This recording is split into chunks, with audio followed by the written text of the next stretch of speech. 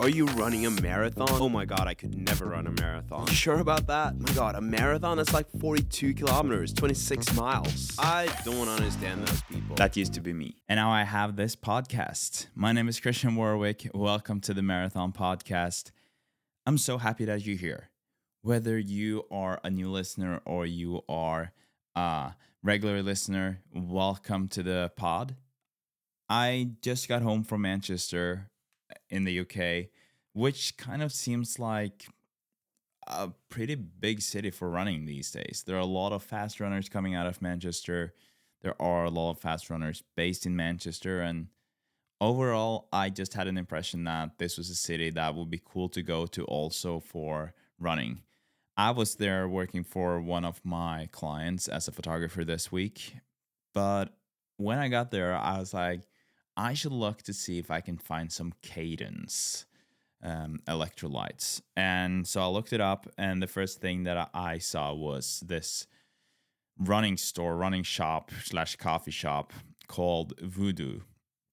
And I think that Voodoo is a great example of this community that we are a part of, all of us, whether we are fast runners or we are not fast runners. Like, running is for everyone, and then showing up at this store, you can just tell that we all have the same interest, which is running, and that kind of connects us. And so I got into that store. First, I met Tessa, and she was just, super excited to have someone that was not from there in the store. I bought some Bandit gear and some Cadence stuff. And then the day after, I went for a run in the morning, and then I met Connor. And we connected, and then eventually I was invited by Harrison, one of the owners, to join a club run on the track in the evening. So I went to do my job for my client, and then after I went to the coffee shop, to the Voodoo running store, and all of us, Orange, Tristan, Connor, and me, we started running towards this track, which was just next to Manchester City's home stadium. And that's where we also met Harrison. Harrison and Tristan are the owners, two brothers. And what they have done there is just amazing. And it's really cool. They opened in January. So if you are ever in Manchester, I really recommend going to this store.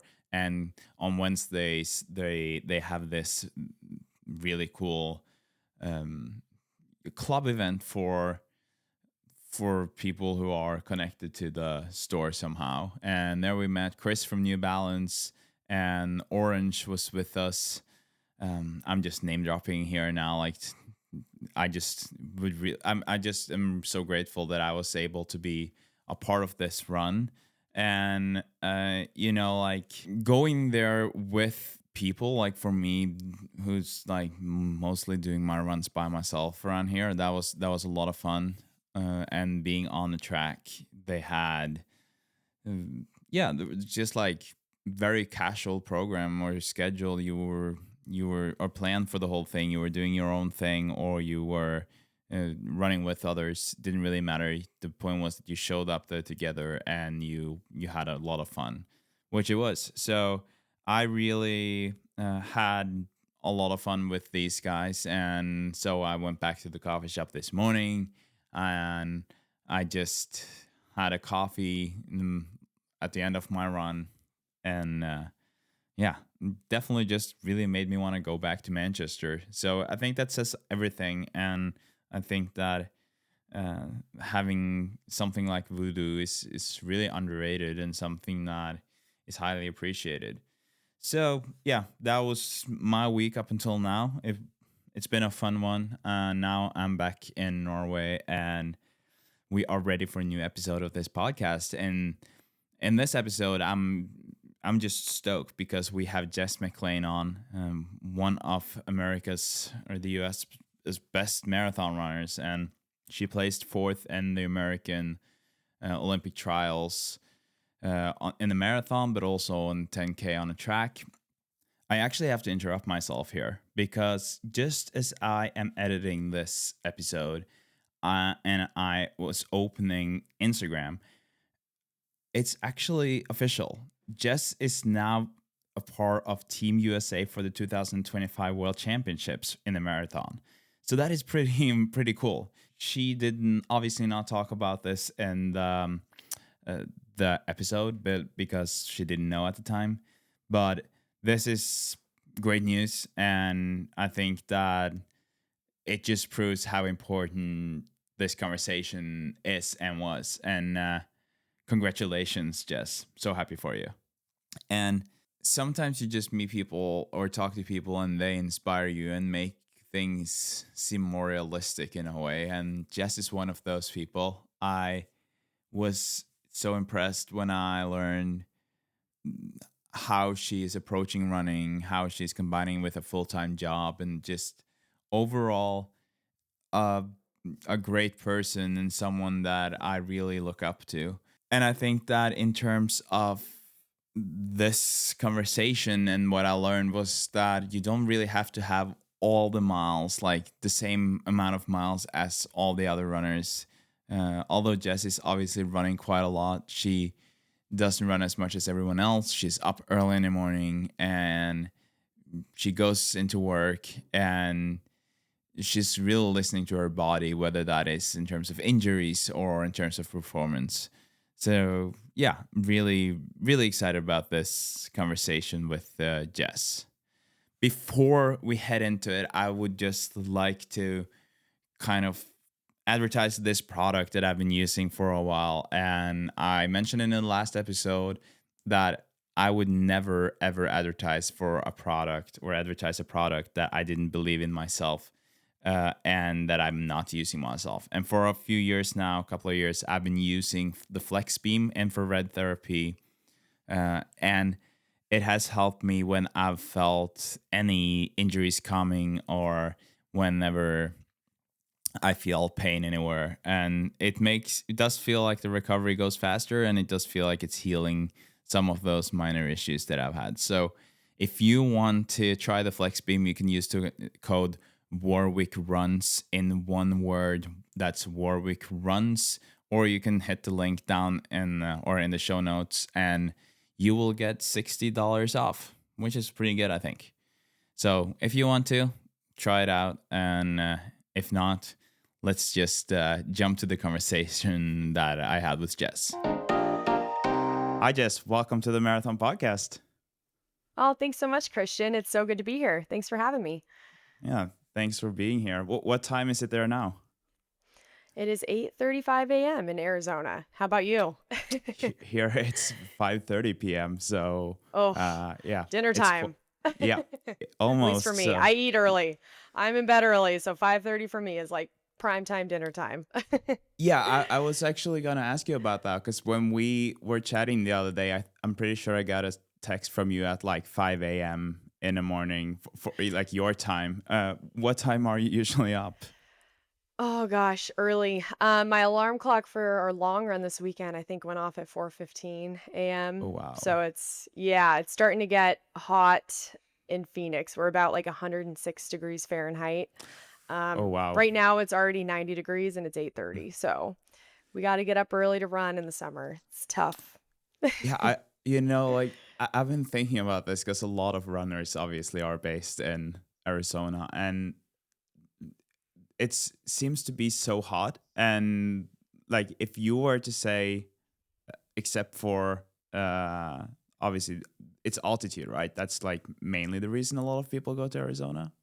Yeah, Flagstaff is beautiful. I think right now up there it's like on average low 80 degrees. So you're, Mm-hmm. So 20 better. degrees plus cooler up there. Mm-hmm. So, and it's beautiful. You have so many trails and roads, and the tracks are fairly easy to get onto. So the infrastructure to train up in Flagstaff is a bit easier than Phoenix. We Mm-hmm. oftentimes, the group that I run with, we have to be off the track at the high schools before they start school, and that's at 7:15 a.m. So Mm-hmm. Wow. we're meeting at 5:30, off the track by 7. So it's, yeah, if you know the right places to go, it's easier. And I grew up here, so I do, but Yeah, I love Phoenix though. It's, 3 to 4 months of the year it's really, really hot, but 8 months of the year it's beautiful. So Yeah. for me, it's worth it. Nice. So, one of the main reasons why I wanted to have you on was that I felt like your approach to running and the sport is a bit different than other people or other Yeah, athletes. that's Um, fair. a- yeah, Fair to say. Uh, and yeah, and I would like before you properly introduce yourself to the listeners, I would love to kind of hear, how do you look at sport, professional sports, and like, yeah, how do you approach your career? That's a great question. It's definitely evolved over time. I think I started running when I was really young and I was very fortunate to find something that I was good at as like a 12-year-old. I think sometimes it can take a lot of testing and trying out different sports or not even sports, like anything, arts and performative arts, whatever it is. But I fell into running pretty seamlessly and from a young age was pretty good. I hate to like say that. That sounds cringy to say out loud, but I think I was able to compete on a high level since I was 13, which was, pretty much 20 years ago. So I think a lot of the time sport was sometimes I like to look at my life as like a stovetop, like what's on the front burners and what's like kind of simmering in the back. And for the majority of my life, running has kind of dictated everything else. I picked my high school because of running. I picked my college because of running. I always picked the jobs I've had so they could fit into running well. Family weddings and friend weddings, like I pick and choose which ones I could go to because of running. And I think at a point where and it was more so that fork in the road when you're in your late 20s, maybe mid to late 20s, where you're kind of like, okay, I'm removed from college and I should be working. Running isn't going great. I was kind of hitting that point in life where I'm like, what's going to actually make me happy? Like, I think running is just something I always did and did well. And I felt like if I took a step back, it would be a failure and I'd be giving up and I'd be letting everybody down. But when I was kind of forced to make a tough decision to take some time back, I realized like, hey, if I'm going to run, I want it to be really additive to my life and I want it to fit into my life instead of everything else fitting in around running. And I think that time away during COVID actually gave me a lot of perspective. So now sport to me is like a total life enhancer. I want to take really good care of my body and feed it well and maintain it well to run well. But not even that. Like I want to be able to run until I'm pretty old. So I'm like, I want to really carpe diem and enjoy the time I have in my elite career that I have left. But I also want to set myself up to enjoy it like forever. So that's kind of where I'm at. I want to compete on a high level for, at 100% through 2028. And give it my all, but I also want to be able to spend time with my family and I've got a niece now and all my friends are married and having kids and it's like I want to be able to enjoy like all that life kind of gives you at this stage of Hmm. life. So it's a balancing act, but sport for me has always been a mode to get the best out of myself, to challenge myself. I honestly feel the most confident and the happiest when I'm running. Um, so it's just been a part of my life for basically 2/3 of it. So I'm lucky for that. Yeah, and you did mention that you kind of had this little break from professional Yeah. sports, and I guess like, at least to a lot of us, your name kind of really popped up on our radars after the Olympic trials in 23, right? Um, Oh yeah. Yeah. and like, at least for me, who's following the sport of marathons and stuff, that was kind of for me, seeing that. And also, I, like I told you before we started recording, I was watching this documentary that Roll Recovery had on you, and it did Mhm. seem like that was supposed to almost be your goodbye to Yeah. the professional sports, or the elite sport. A little bit. Yeah. So how did that moment placing fourth and the marathon Olympic trial, but also the track like 10K, how did that change your perspective and um, Hmm. yeah, the your future of the sport of running? Gosh, it did change it quite a bit. I think the most important thing for me was having enjoyed like the entirety of the build up to the trials in 2022. So I really enjoyed training and getting out the door, and I think I you always look back and you're like, "Man, I coulda, woulda, shoulda," but I wish I explored the distance and the longer distances earlier in my career. I think I could have been I mean, I still have tons of room to improve and have fun in the half marathon, but I just think had I given the shot to the half and maybe the full, late 20s, like, I just always wonder what that would have looked like because my body just feels so good training for this distance, versus the 5K, shorter stuff year round. I'm actually racing a 5K this weekend, so, like, I still Wow. race the shorter stuff, but, Hmm. in terms of, like, year round, just my body was just not meant to train and race, I think, at the 5K, 10K level all year, and the marathon it just clicked so easily. I've never exceeded around 75, 78 actually, that's a lie. I think I've gotten up to 82 miles a week, at my Hmm. highest.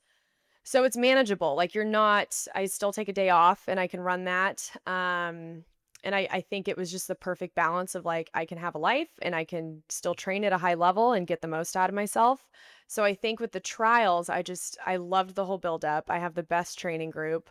I also was just kind of in a like nothing to lose mindset. I had just gotten Hmm. married. The first marathon I ever did, I actually registered under my new married name. So I'm like, nobody will know it's me. And I'll just go out there and have fun and do it Yeah. for myself and just see what it's all about.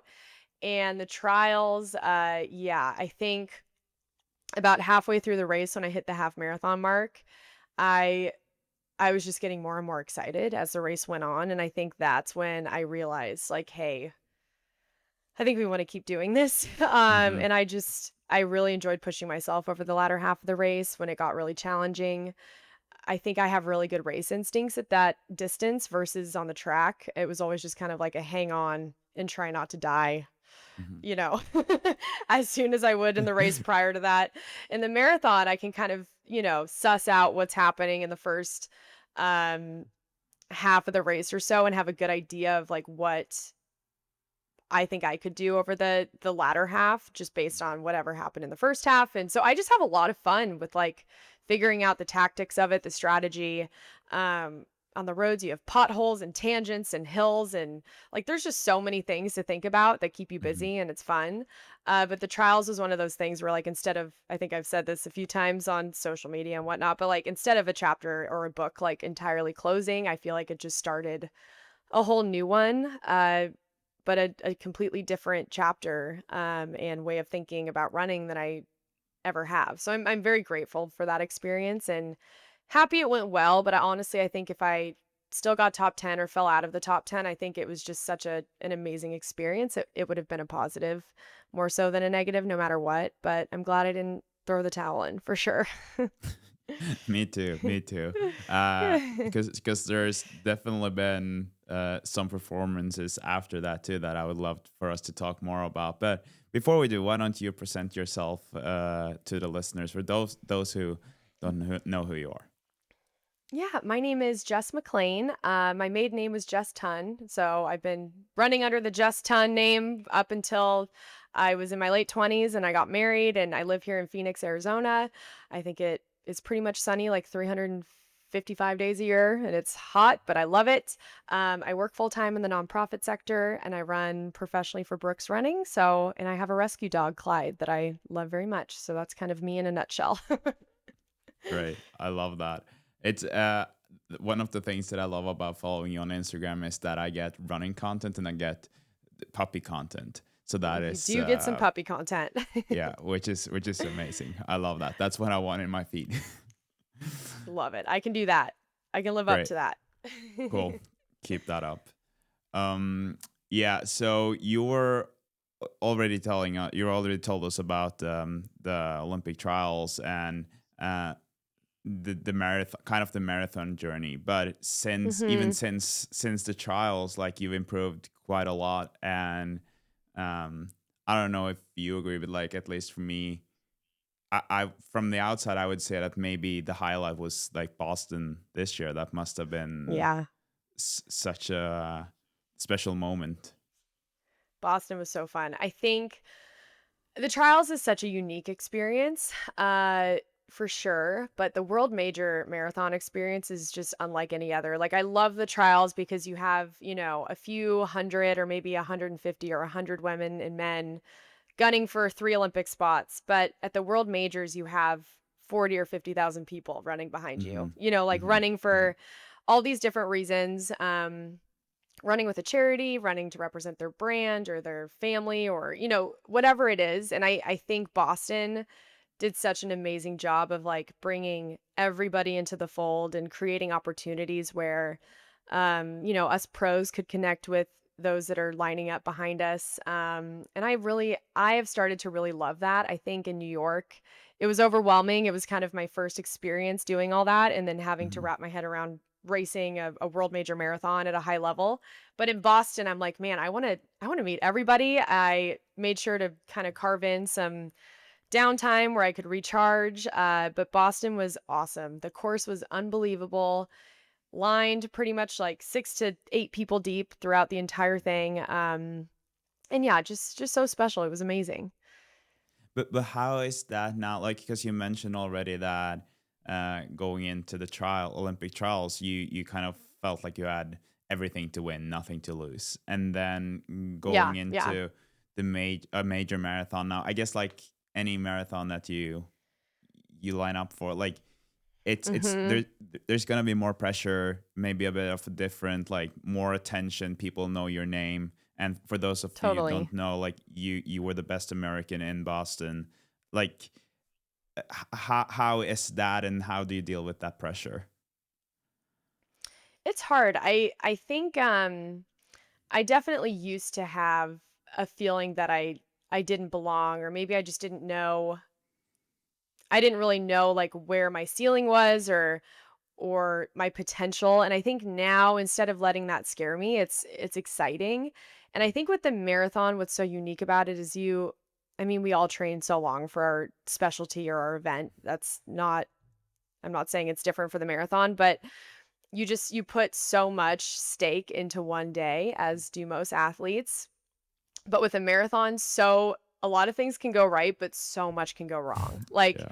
and for some reason, like that doesn't freak me out. It's almost like eh, I don't know. It's just fun. Like figuring out how to navigate your fueling stations and really getting dialed in on your carb intake and what you're fueling, like what fueling approach works best for you and the weather and like there's just so much to think about and in Boston the weather was actually different in each little town running running all the Yeah. way out from 26 miles out into Boston. So there was just so many things where I just every day is gonna be different, and I think Boston like, I could run Boston every year for the next 8 years, and it Hmm. will be different weather and different fields, and I think instead of letting that scare you, you have to find excitement in that, like, figuring out, like, "Okay, what like, recipe does it take for me to have a great day?" Like, look at Des, she's one of my, like she's a Brooks teammate, and she Hmm. everything I think could have gone wrong for her on that day that she won did, Yeah. and she's still like, you never know. And part of me is training myself for that day where I don't feel good, like, it's Hmm. inevitably gonna happen, like, Yeah. where sometimes it's just not your day and you don't feel great, like, 10 miles in or, what have you, and it's like, "Okay, how can we prep for that day?" I do a lot of that kind of, like, visualization or thinking or work and practice because there's so many days here in the heat and in Arizona where it's just you don't feel good from the warm up, and you Hmm. just have to, like, get through it and get the work done. It doesn't have to be perfect. I've let go of perfectionism 100%. I'm like, it's time on feet. I'm going to be better and tougher mentally and physically for getting the work done. It doesn't have to be a home run or an A plus every day. Um, So I just think for a course like Boston, like that's kind of the mentality. It's like blue collar town. The weather could be wild. It could be hot. It can be sleeting. It could be windy. And it's a race that, because of just everything it stands for, it really, I don't know, it makes me want to come back again and again and again. But I feel like I got a pretty good day in Boston. Like that was a pretty good first experience. So I I would know say that's not so. the norm. So yeah, we'll see. But every major marathon is awesome. And then there's so many marathons. Like it's kind of like choosing a college. Like there are Yeah. so many amazing races like everywhere. The majors are obviously awesome, but it's like kind of figure out what race might lend itself to like building a marathon career over time, and like don't put so much pressure on your first few. Hmm. Uh and I'm trying to like still have that mentality. I've got 2 majors under my belt, but I'm still kind of young at the Yeah. marathon. So, Yeah. yeah, there's pressure, but there's also like so much left to figure out. So, it's a cool spot to be in. But you did mention this, and I just read her book, which is great, by the way. But Des. yeah, this book, Yeah. and I was just like hearing her talking about 2018 Boston Marathon, Mhm. because you said that you're waiting for that bad day, but if you read her book, it sounds like Yeah. that was a bad day. Like It that was was a her bad bad day. day. Did yeah, Yeah. but she still won. Like how much are you able to learn from someone like that who has so much experience with the distance and is, like you said, a Yeah. Brooks teammate? Like, have you learned from her in any way? Like, I guess like training wise, yeah, but also for the marathon, and advice on that as a, if you can call it, a fresh marathoner. Yeah. No, I mean, gosh, that was in 2018 and Des just ran her last, pro marathon 7 years later. Like that, Hmm. like to me that's such a testament of somebody that just purely enjoys the sport and enjoys competing. Um and I think it's just about putting the work in and getting out the door and like figuring out. I remember I texted her, oh gosh, was it before New York? I think I was just trying to decide on, yes, I was trying to decide on a fall major last year. And I was just kind of picking her brain. I don't have an agent, so I represent myself in every like negotiation, which is really fun, but I'm still learning. Like I feel like Yeah. I've let myself down a few times and I'm learning that now, but it's been a really fun process. But Des has been somebody I've leaned on a lot, and she basically was like, pick the marathon that's like gonna get you out of bed in the morning Yeah. and like get you the most excited to train. Hmm. Uh, and I've taken that approach with like pretty much, I mean, not every race, but every marathon for sure. I'm like, it is a 3 to 4 month kind of build for me. I kind of take down weeks and stuff. So over the course of the block, it could be a 20-week block of training. And it's like, what's going to make those tough days and those 4:30 alarm clocks worth it? And for me, that was New York last year in the fall, Boston this year. I'm figuring out my fall, coming up. But Des has been somebody since I was young on the Brooks squad. I joined Brooks right out of college, actually, my first pro stint. And she's somebody that just kind of takes younger runners under her wing, checks in, not just like congratulating you when things go well, but like if you've been silent or kind of off the grid for a little bit, like she'll take the time to be like, hey, how are you doing? Yeah. And I think that's what I've learned most from her is like, hey, how can we like lift up the next generation of runners coming in behind us, especially on the women's side. Like pretty much at every world major finish line you see the women kind of hanging out and like Yeah. cheering each other in. And I was running with Emma Bates and Sarah Hall, and we all wanted that top American spot. Like Emma's done it before. Sarah freaking deserves it. So it's like you want to beat them and they're your competitors, but I feel like there's this camaraderie and like just respect for one another. And I think Des has set a precedent for that alongside many other women. So yeah, there's still so much to learn from her. Mhm. I'm gonna keep bothering her till she blocks my number. No, I'm just kidding. That She's the sounds best. great. Sounds great. Yeah, no, I honestly, like, through her book, obviously I don't know her at all, but like through her book I got to know more about her, and I was just very impressed with the way she's thinking about, like, because I think a lot of athletes, to be an athlete, sometimes you have to be selfish, right? But she doesn't come Yes. off as that at all. Seems to be much more about the community, about the sport, Like Mm-hmm. if she has an opinion, whether it's unpopular or not, she will still voice it. Like she's Yeah. standing up for other athletes, which is something that from the outside at least, really appreciate. Mm-hmm.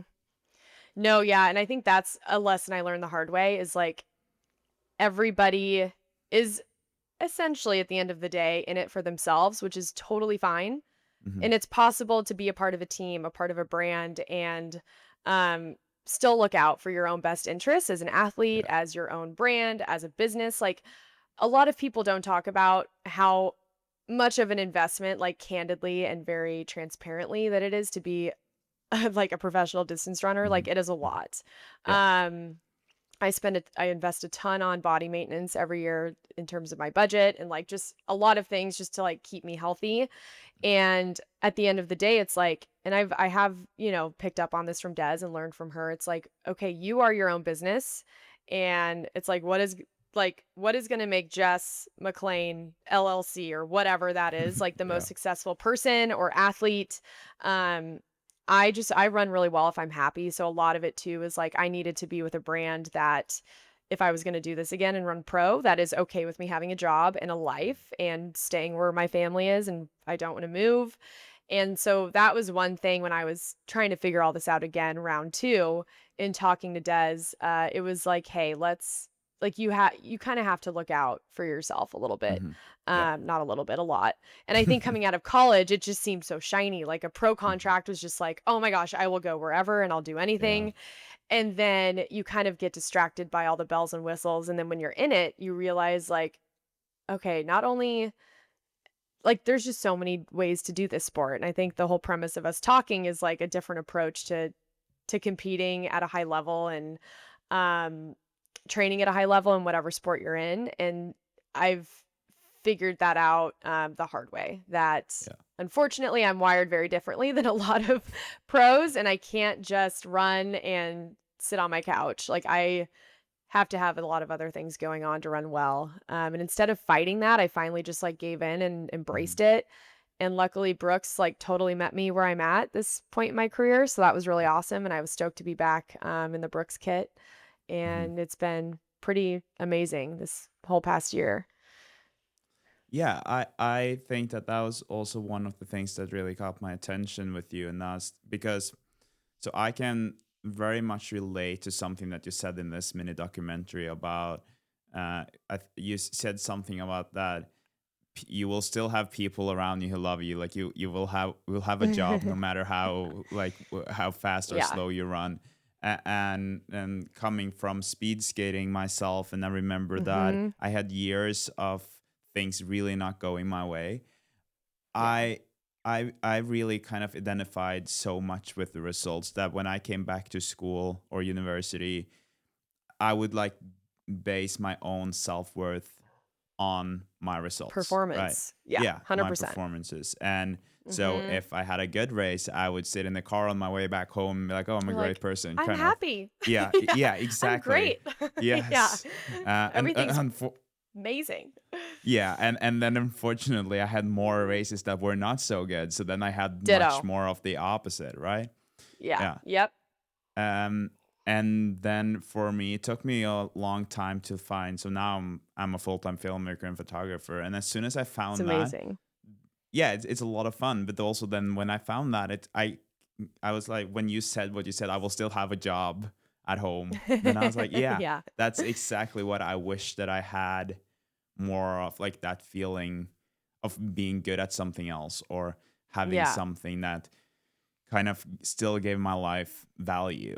And Totally. I also feel like maybe in today's society with sports, we moved so far away from that. Like if we go, say, 50, 60 years back in time, people would be like, you can't do full-time sports. Like you have to work on the side. Whilst today it's the opposite. It's like you can't work full-time whilst you're also an athlete. And I guess you're kind of proving that to not be the case. And I'm very curious because secret dream of mine, which is not secret now since I'm saying it here, is to like see how far can I get? Can I like be the number 5, like top 5 in Norway as a marathon runner? Heck at yeah. some point. You and I are the same age, so it's like I've fairly recently started my running journey. But you That's said that awesome. you said that you have, is it 82 miles at, like, is that like, Yeah, I think I've hit that a few times. Otherwise, I'm leveling off around like 74 to 76 yeah. usually. And Yeah. so, like, to me, that's kind of a confirmation that, okay, so it is possible to work, and it is Mhm. possible to get those miles in.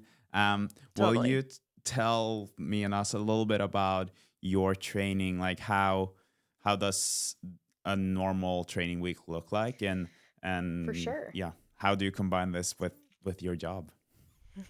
So yeah, we're recording on a Monday. So Mondays I usually have off completely, which Hmm. I love because Mondays like, everybody talks about Sunday scaries and it's the first day of the work week, so it's just nice to like front load my week with work and hash out emails and admin and all that stuff.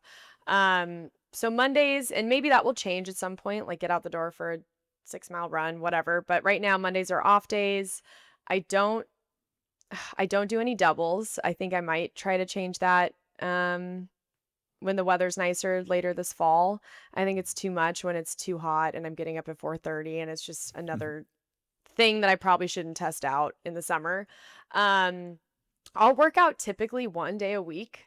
And then I'll have a quality long run on the weekend. There's some weeks, if it makes sense, I'll do a workout Tuesday, Friday, and then a steady, easier long run. But most weeks, it's Monday off, Tuesday, 10 to 12 miles, Wednesday workout, and that will be anything. Right now I'm doing a lot of track work. I Hmm. think I have a bunch of like 1200s, 800s, 400s on Wednesday.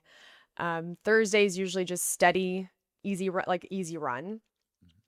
Friday's like run in strides, 10 miles in strides. Saturday's a steady 8 to 10, and then Sunday's usually anywhere from, 16 to 22, depending on where I'm at in training. But I do a fair amount of strides. I'll do like 2 or 3 days a week of strides at the end of runs. And I think those are a really great way to just work on turnover and good mechanics. And it's kind of like, a lot of bang for your buck is what I usually Yeah. say. But that's a typical week. One long run on the weekend, one workout, and then sometimes every so often two workouts a week here and there. And do you have a coach, or are you self-coached on this? I was self-coached up until like November, up until New York last year, and then I realized like I have no idea what I'm doing.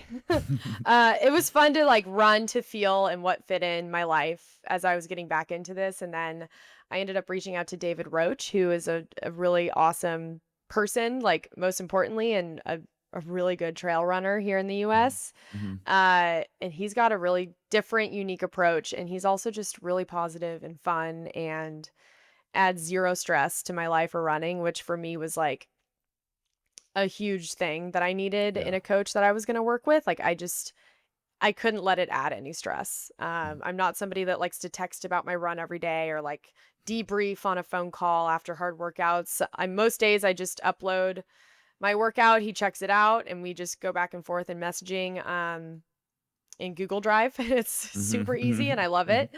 But he's been fantastic and he's been so knowledgeable and awesome to figure out like my fueling with and in terms of pivoting like I think this weekend I feel like I did not feel good on Sunday, so I just made the call to cut my long run short, Mhm. and he just verified that that was a good decision. He's like, "Great call." Like it's just not stressful. Yeah, It's that's great. great. Yeah. Yeah. So on an easy, or on a long run, I think that a lot of Mhm. people, or a lot of runners, will have different approaches to that. Some people will have a progressive long run. Some will have like more steady pace, not necessarily marathon pace, but still a little bit faster than an easy run. What intensity will you usually run your long runs at? It's a good question. It definitely varies.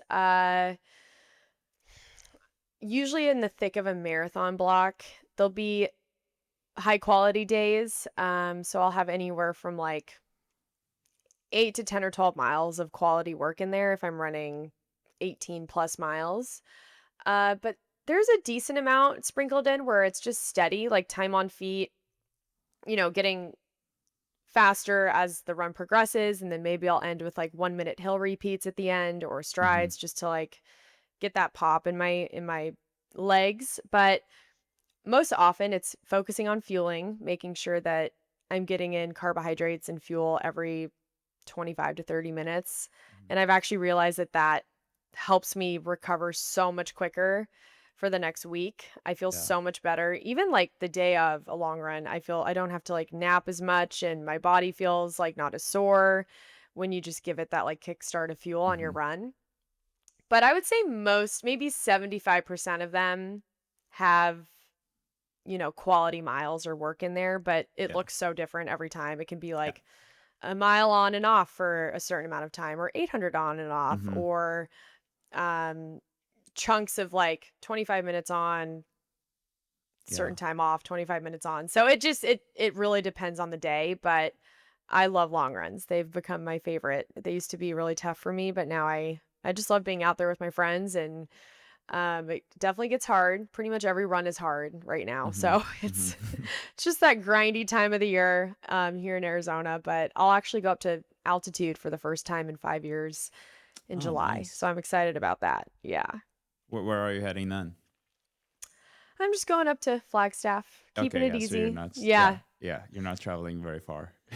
No, I No. might mix it up. If I need to get out in August as well, I might check out Boulder, Colorado, or a few other spots. David's based, my coach, in Boulder, so it'd be fun to Hmm. actually meet him in person and get some Hmm. miles in together. But yeah, Flagstaff for a few weeks before the USA Championships in the 10K. So Yeah. that's the next big one.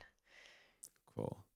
And so you're saying that you're practicing fueling, and so one of the things that I've realized is that it's easy for me to bring gels on my long runs, but bringing Yeah. enough water or yeah, that is not the easiest when I'm by myself. Do you usually have someone with you that can provide you with that during the run? Nope. I mean, I was like thinking my husband would be down to do that, but then he got into running, so he's he's Right. no help because he has his own marathon to train for. No, we are a very like scrappy group. Like most oftentimes we're getting onto the track in the pitch dark in the winter and we have to lug the football, like they'll have benches and everything in lane 1 and we're spending like our warm up like moving things out of lane 1, Hmm. tables, benches, mats, all the stuff. For long runs, if we've got fuel or bottles, we'll just loop it. Like we'll kind of Hmm. stash them somewhere and then just pick Hmm. them up and loop them, toss them down, then pick them up later. Yeah, we just kind of get it done, and we don't really Yeah. complain about it. I mean, a lot of Yeah. groups, that's the nice thing about joining a really well like robust training group is like a lot of that kind of stuff is built Hmm. in and it takes off the pressure of having to plan for all that.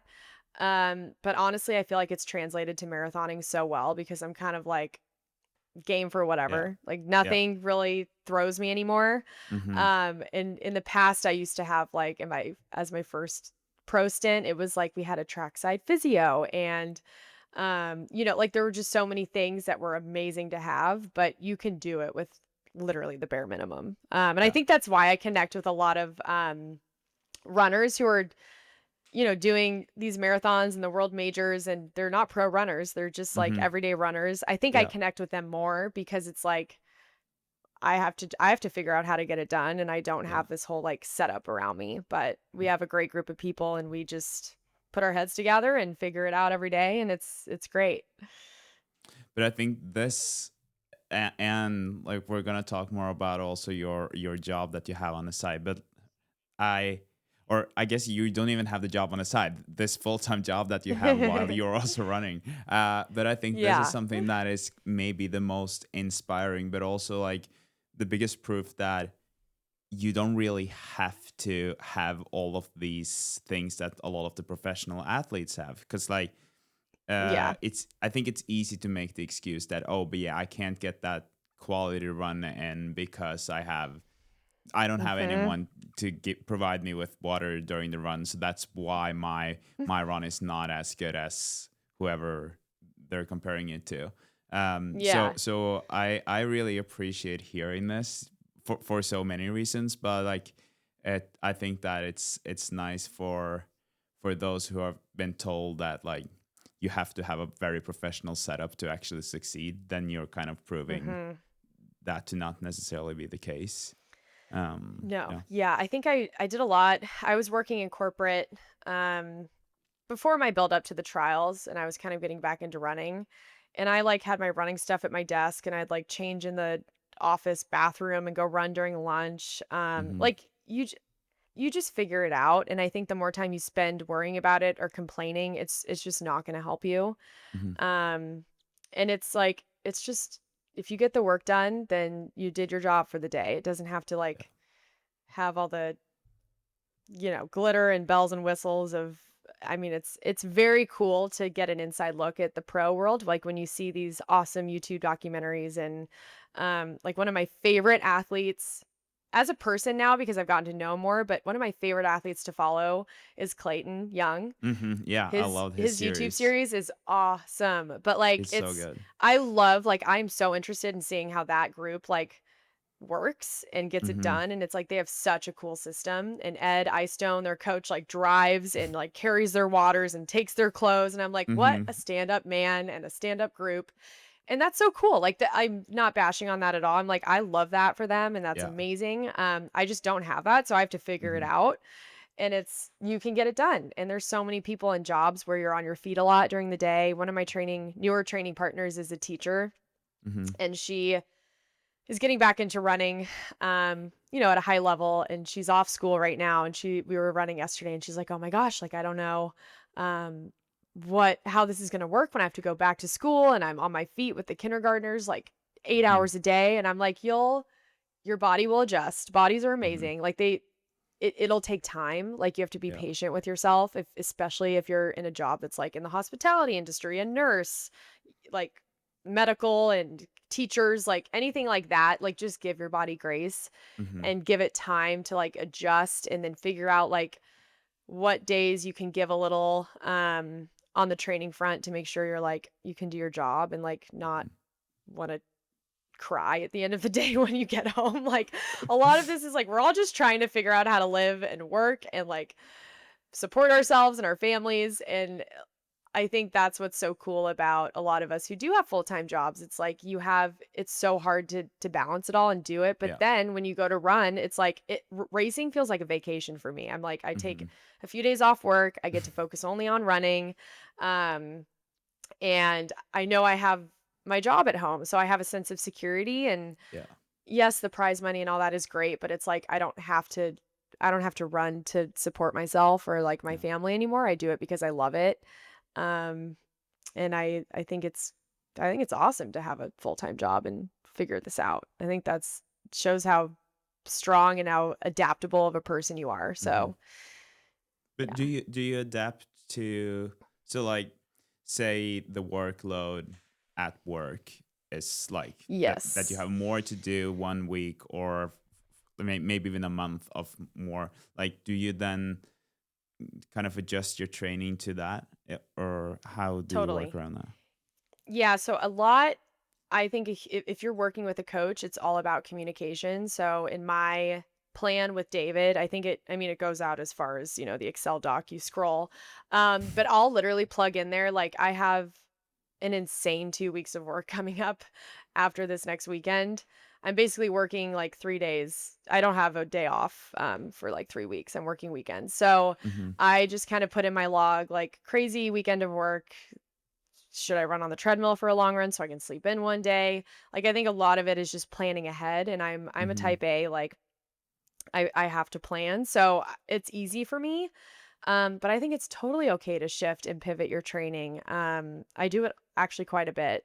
Yeah. I think Wednesdays, now that like Wednesdays are my workout days, I'm able to, and I am very lucky to have a flexible job where I'm like, okay, can I book my meetings and calls for like 9 a.m. or later on a Wednesday so I can Hmm. have a few hours to come home and shower, make sure I eat and all this stuff before my workday. But I think yeah, it just takes time. It takes a lot of communication, working with the right coach and right person and it takes time for them to understand you and your lifestyle Hmm. too. So Hmm.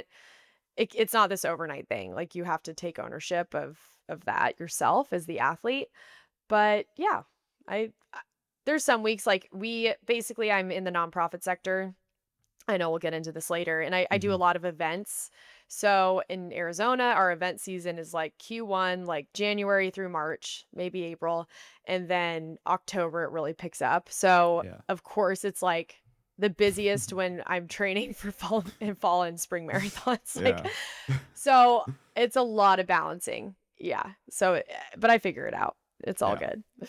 So the ideal marathon would be Berlin for you because that's September, so then you Maybe.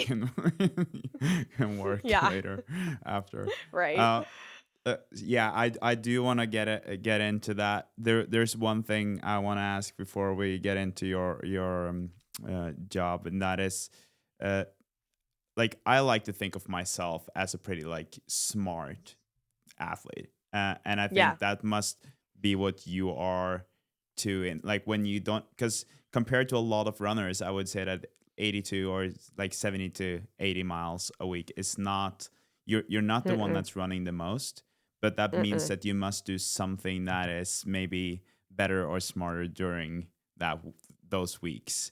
What would you say that your secret is? Why does it work so well for you? I think it's just what works for my body, honestly. Mm-hmm. I've tried to push beyond that like 82-mile mark. Why I don't know. When I was training myself, I'm like, oh, it'd be so cool to finally write like 85 miles on my log. And I'm like, why are we coming up with these arbitrary like numbers that mean Yeah. nothing? Um, but yeah, I think instead of like trying to force something that I think has always been the right way to do it, like the right approach, I finally was just like, you know what? My body feels the best in this range and Mhm. doing this kind of work. Like I thrive off of doing speed work, doing the shorter stuff, the shorter races. And I think it's not that I put less stake on the track or I care less about races. I think you just have to World majors are a big deal. Like, it's a week of Yeah. just I mean, especially if when you're hitting your taper and you dial back on training, it becomes all you think about, and then you're kind of on the trip or there for 5 days and you're on all 5 days. So, I try to, like, look at the races leading up to that as, like, fun experiments. Like, okay, should I take a down week before trying to break 31 minutes in a track 10K, or can I get a really good like workout in that week and then still take a few chill days after that and then try Mhm. to break 31? Um, I just don't overthink it a lot, and I don't try to force something that doesn't feel right. But that's taken a lot of trial and error. Like I know you kind of said you've had some perhaps strings of bad races, and Mhm. it sucks to have that. I actually had a really bad string of injuries, so I didn't even make it to the start line most of the time. And that was because I just didn't listen to my body, and I didn't know how to communicate how I was feeling to my coach at the time. And I think for a long time I kind of blamed the system, and it's a two-way street. Like you can't Yeah. your coach isn't in your head, they're not in your body. Your support system only knows as much as you're telling them. And I think Mhm. instead of being like, "Hey, I I don't think me training and racing with the best 1500 meter and 5K runners in the country is the best for me." Like I Mhm. never had the balls to say that. And I think I was just like, I have to make this work because it's the only way. And if I don't, it's like I'm dropping the ball or something's wrong with me. Now I'm like, I actually had a rough weekend of just like personal life stuff, big Mhm. changes, all these things. My long run, I was supposed to run like 16 steady this weekend, and I got to mile 13, and I wanted to like just get in my car and drive away. And I was like, why force 3 more miles just to hit Yeah. 16 if I'm Yeah. feeling this bad? So I called it short, and then the old me would have been like, oh well, we're for sure getting out the door on Mhm. Monday Mhm. because we knocked 3 miles off our run. And I'm like, "No, we're gonna take the rest day today. I have a race on Sunday." So I'm like, why would I force mileage when I feel this like I have bags under my eyes right now? I'm not sure if this will be like on video, and like I'm just exhausted from life stuff, and I'm like, why force stuff? Like if Yeah. all these things are going on, Mhm. I'd rather have a really good workout Wednesday, get good sleep these next 2 nights, have a great race on Sunday. But you learn all this as you go. Yeah. That's just like how the cookie Older and crumbles in wiser. running. Yeah, older for sure. No, I think I'm a little wiser, but yeah, it's also still fun to to figure out your recipe, because it shifts as you do get older. You realize like, okay, I do need to go to physical therapy or body maintenance appointments once a week, and the one time I skip it, I regret it. So like that's Mm-hmm. something I just prioritize a ton right now. And then nutrition and sleep and all that other good stuff, the requirements and necessities. Yeah. Um, I think that this all, it makes sense, and I think it's so easy for us to kind of forget that if you're tired or if you feel an injury is like on its way or creeping up, and you like take a couple of days of no running, and it feels like the end of Mhm. the world, like at like Yeah, maybe those 2 days you feel like, oh no, I'm losing momentum or whatever, but it's not at usually all. this smart way to go. It's like overall you're gaining more than you're losing, so I think that's My the way to perspective, go. yeah, my perspective on that has changed so much. Like I will take a day off anytime a niggle comes up or anytime something feels like, first instinct is to take a day off. Yeah. I don't even force a cross train session anymore, because for me, I just cross training is miserable. It doesn't add anything. I don't think I gain fitness from it. Mm-hmm. If I had a long-term injury and I was trying to just like make the comeback easier, 100% cross training is Yeah. awesome. But like for a day in between runs, yeah, like my whole body was achy this weekend. My feet hurt, everything. I was just like, take Monday off. Yeah. For the love of God, Jess, just do it. And I already feel better. Like I slept better last Yeah. night knowing I was taking a day off. My body feels great this morning. So, I'm a huge advocate for, if you feel anything's off, first communicate it to your coach. Figure out a game plan, but I always err on the side of your body's sending you warning signals, and don't ignore them. I like that approach. Thanks. Yeah. I'll try to be even better at it myself, because that's something that I find to be hard. Like lately, I've been feeling something in my hip, but I've also been, running has been so good, and then I don't want to stop, and then I'm like, you know I what, know. be smart about it. Be Like just smart. yeah, You're gonna um, look back and be like, "Oh, I'm so glad it was just a day or two off instead of yes, having to three schedule and months. figure out an MRI or an X-ray." And like, Yeah. I hate that whole process. So I'm like, just think about the 8 times you did that as a pro your first time around, where you do like the, Mm-hmm. oh my gosh, and then you're ice bathing and heating it and rolling it out, and you're doing everything. You're just trying to Mm-hmm. throw everything. Yeah. And I just think about that all the time. And I'm like, let's avoid it. Take the day. Mm-hmm. Mm-hmm. And as soon as you make that decision, like, do not make yourself feel guilty about it. I used to do that. I'd be like, okay, well, if I'm taking the day off, I'm going to really like be smart about what I'm eating. And like, it was just a stressful thing. And now I'm Yeah. like, you know what? We're day off. Heck yeah. Enjoy it. It's great. Yeah. Enjoy it. Yeah. They don't come very often. So yeah. Yeah. My so my impression is that you, and please correct me if I'm wrong, but that you went from like, being an athlete who was not that you were self-centered, but like, one of those more mainstream athletes who like Yeah. everything was about your sport. Like I think you mentioned it. Hmm. You had to plan what wedding do you go to, like what parties, like who are you hanging out with, like does that work in my calendar or my training plan. Um, Yeah. a- and like knowing that might have been like the background, and a lot of athletes having been there. Your job working in a nonprofit, you are working to kind of make the world a better place for Mm. kids, right? Yeah.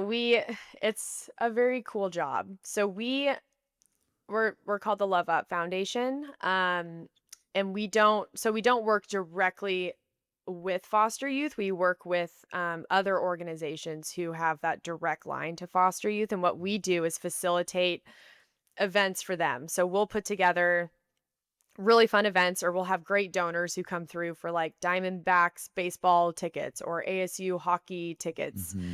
And we'll reach out to these organizations and we'll say, hey, we have 50 tickets for 50 foster kids to come spend the day at, the ballpark with the Diamondbacks. Like we'll kind of coordinate those moments and experiences for them.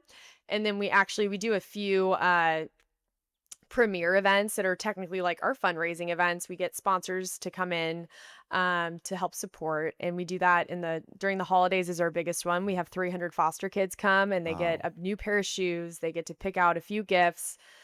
like make ornaments and make cookies and see Santa and go on carriage rides and play in fake snow. And that's like it's literally just us wanting to give foster youth Hmm.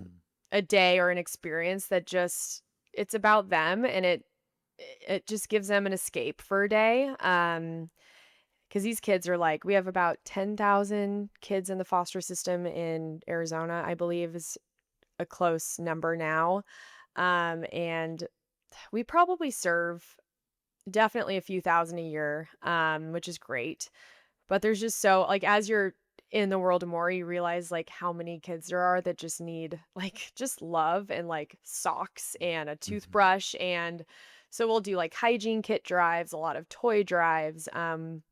We partner with amazing organizations who give foster kiddos free clothes and fitted for a new pair of shoes.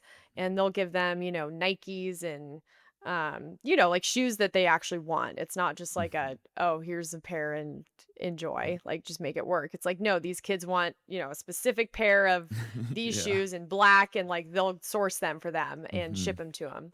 So we do, yeah, we do a lot year round. It's a lot of I'm more on like the business development fundraising side now. I've been here for 3 years. And the owners actually have or the founders of the nonprofit have a dog rescue nonprofit as well. So I do a lot on that side. Hmm.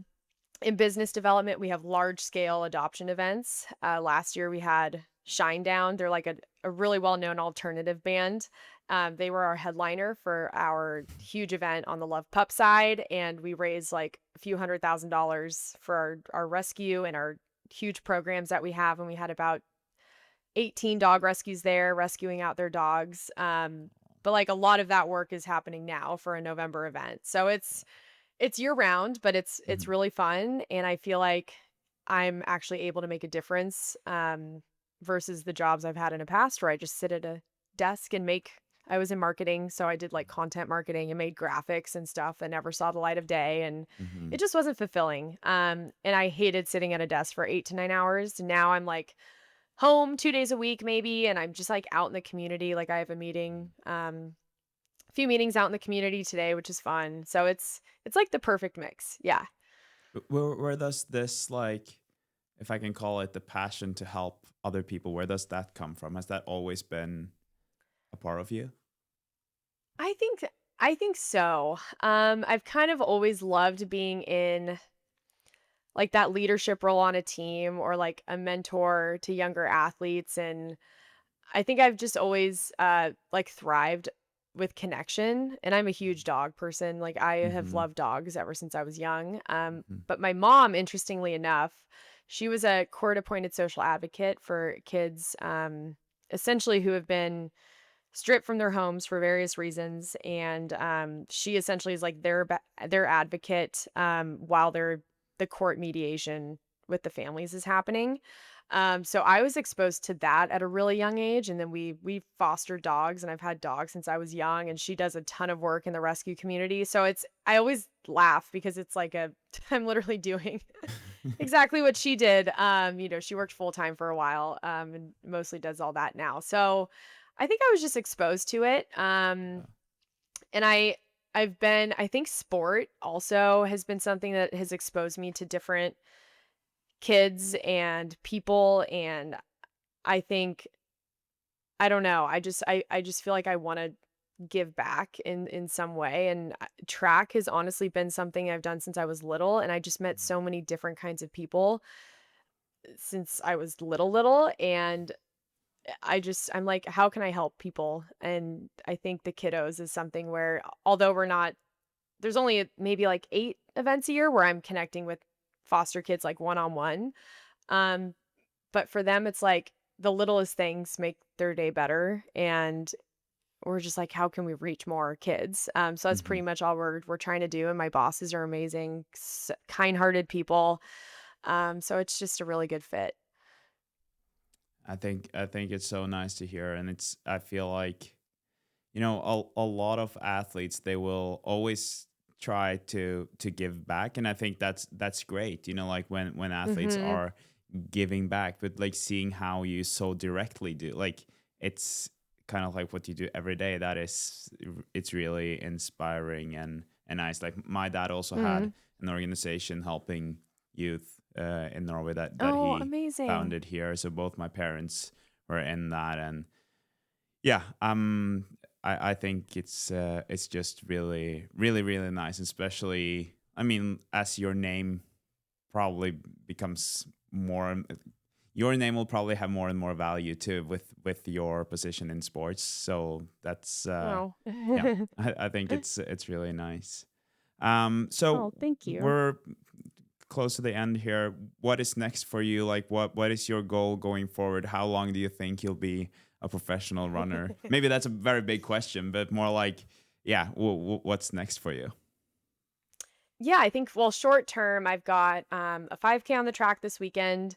Honestly, I have no idea how it's going to go. We're just going to have fun and see Hmm. what happens. And then I'm training for the US Championships and the 10K uh, in hopes of qualifying for the Tokyo World Team in September. That's July 31st, I believe I race in Eugene.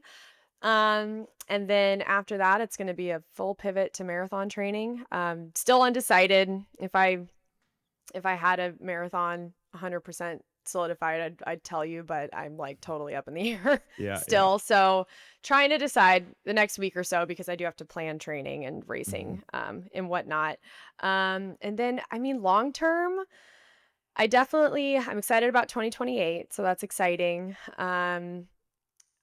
That's always been tough for me to like get excited and like commit in my brain to another Olympic cycle. And I think as soon as, last year Paris concluded and all of that, I was really excited for 2028 and I still am. So that's kind of the long-term vision. I think I'll marathon for a while. And Yeah. then I am intrigued by the trails. So I don't know, like everybody jokes, it's like the Hmm. retirement move once you move to trails. But I Hmm. don't know. I feel like I could dabble in that and just test it out anytime. It just looks really fun, and I've grown up running on trails here, so it doesn't scare me. But yeah, I don't really know where. I'm trying to like be more present about, just enjoying where I'm at, instead of always thinking forward or backwards. So we'll see. But yeah, in terms of this year, still a TBD after July, but excited to spend some time in the mountains for sure and train. Cool. I'm really excited to see what's next for you, and I'm really rooting for you. I think that a Oh, lot of thank people you. will too, because it's like it's so relatable, the life that you have, and then I mean, I would say that you're grinding, but it seems like you found happiness in that. Like Yeah. it's a very good balance, which is, yeah, nice to see. Yeah. I think my biggest advice there is like pick your partner or your spouse. Like Hmm. you're allowed to be very choosy with that. Like it it Yeah. it does. My husband's awesome. He makes this running stuff so fun. But we're definitely in a grind phase of life. A lot of our friends have, their first kiddo or second. Kids aren't really like in our near future yet. We're just kind of like, let's just have fun with running. He just got into running. So Hmm. he's finally understanding like what it feels like to be in the thick of marathon training and like Yeah. working. And I'm like, now you get, well, I'm like brain dead on the weekends. I'm like, I don't want to think about anything. I just want to like rot and hang at home. And now he's kind of, He gets that now. he's getting it now. But we're in a grind phase of life. Like we go Yeah. to bed exhausted every night. Hmm. Um, but we kind of thrive in that right now. We're like, let's work really hard and have fun doing it. And we're kind of each other's like partners in crime in that. Like we're both I hate the word sacrifice, but yeah, we're still saying no to a lot of Yeah. Yeah. things. And Yeah.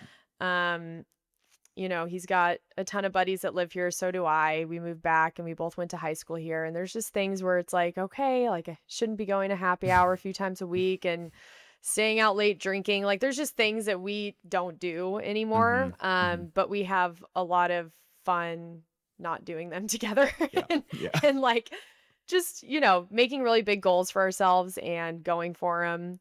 And, hopefully in 10 years' time, we'll be stoked about how hard we worked. He started his own construction company 2 years ago, and he's still very much in the thick of that. So, Yeah.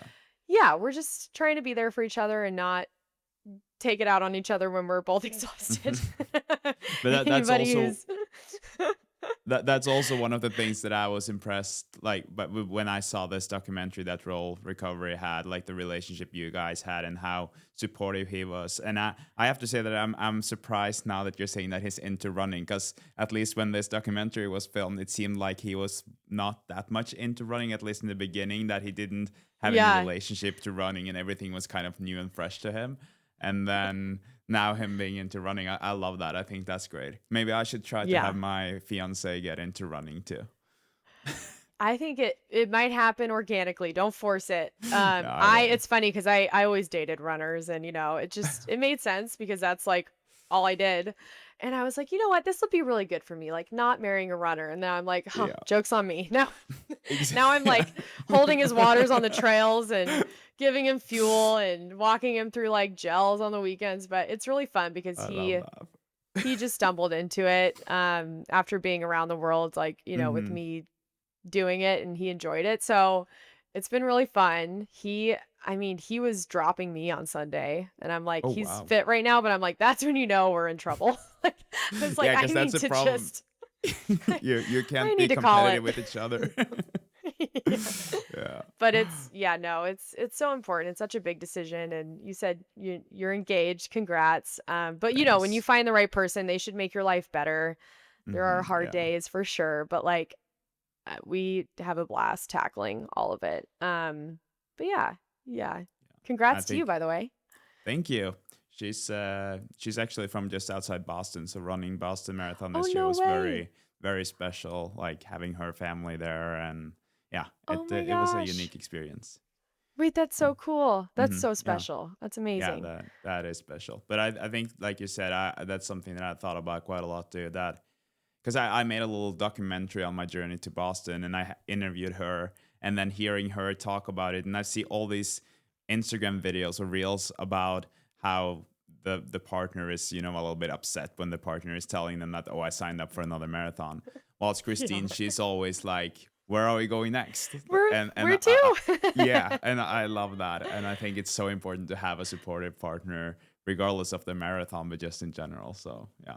Yeah. Oh, it's so funny. Like when I was deciding between Boston, like you kind of go back and forth a lot because there's so many good things about every marathon. And I'd be like, Hmm. oh, I'm kind of feeling like I should do New York this week. He's like, yeah, New York, let's go. And then I'd be like, oh, what, Chicago would be really fun. He's like, oh yeah, Chicago. I love Chicago. Like his sister lived in Chicago. Like I know all the good food spots. And then the next week I'm like, you know what? New York kind of makes the most sense. And he's like, all right. So like he's just game for whatever, I love which is that. so That's fun. great.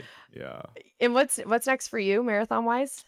Actually, I'm doing one in my home city here in Norway, Trondheim. Nice. And Oh then wow. you were saying that you could run Boston 8 years going forward, but like you said, you could I get love different Boston. weather conditions. But yeah, my goal is to Yeah. do 10 Boston marathons like over the next Love 10 it. years.